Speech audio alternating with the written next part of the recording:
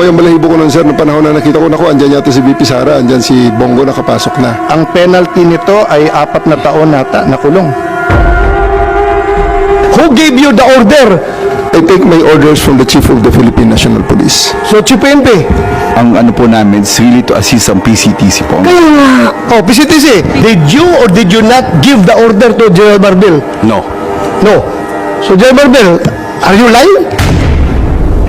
General Torre, may violation ho ba sa arrest ni former President Duterte? No, sir. Any person arrested or detained or to shall be allowed visits by or conference with any member of the immediate family or any medical doctor or priest, minister chosen by him. I saw the video, sir. President Duterte was asking for his own doctors. Sir, we have substantial doctor. Ang sabi kasi dito, his choice, hindi nyo choice. I saw the video wherein you're saying 2-star, ako na nagdedesisyon, I will not allow VP Sara in. Tama? Yes, sir. Hindi ba siya anak? Nung nakita ko tong batas na to, nakalagay, pag anak, you cannot stop them. Ang penalty nito ay 4 na taon nata na kulong. Bawal na pigilan yung anak na bumibisita. So, it's your call to violate the law. Yung Dr. Suba ni President Duterte certified him fit to travel. It's a part of the procedure for his private doctors for that to do that, sir. It will be the government doctors who will be No, taking that's not it, true, sir. Ang nakalagay ho dito sa batas, it can be his doctors. Magiging inutil yung batas if you invite your doctors and then they cannot certify. So, ang mangyayari nun, if they certify hindi pwede, sinertify ng whoever doctor pwede, korte ang magsasabi at kakasuhan yung doktor na nagkakamali. But if you tell me, sir, okay naman siya, o tignan mo. The law is clear eh. Hindi naman ikaw magsasabing sufficiente, hindi. But you're supposed to allow all of his doctors in right away and you're supposed to allow his family members there and not deny them.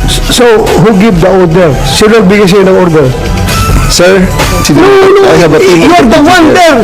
Wala si SOG doon. Ikaw ang nagkarga sa kanya sa plano. Kaya tinatanong kita, who gave you the order? Still, sir, I take my orders from the Chief of the Philippine National Police. So, Chief PNP. It's always the guidance that ang ano po namin is really to assist ang PCTC po. Kaya nga. Oh, PCTC, did you or did you not give the order to General Barbel? No. No. So, General Barbel, are you lying? So I'm not lying, but I just want to have the executive privilege po regarding this matter. Ay, nandito na tayo eh. Executive privilege ka dyan.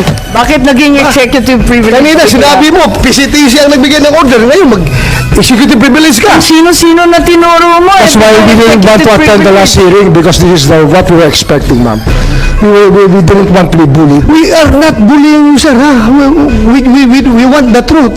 Secretary Remulla, I recall that General Torre, nagbigay siya ng interview na sinabi niya, bigyan lang ako ng eroplano. Ako nang bahala dyan. Arrest him and bring him to the Hague. Yun na. Basta. Arrest him and bring him to the Hague. Sagot ko lang, sabihin mo aeroplano. O di ayos. So Secretary Remulla, nagpa-interview na si General Torre. We're not bullying him. He voluntarily gave this interview.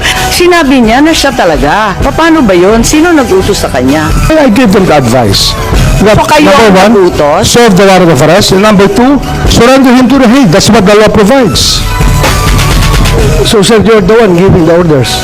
Well, in some ways, because I gave them the legal basis for all the actions that happened. So you're the one giving the orders.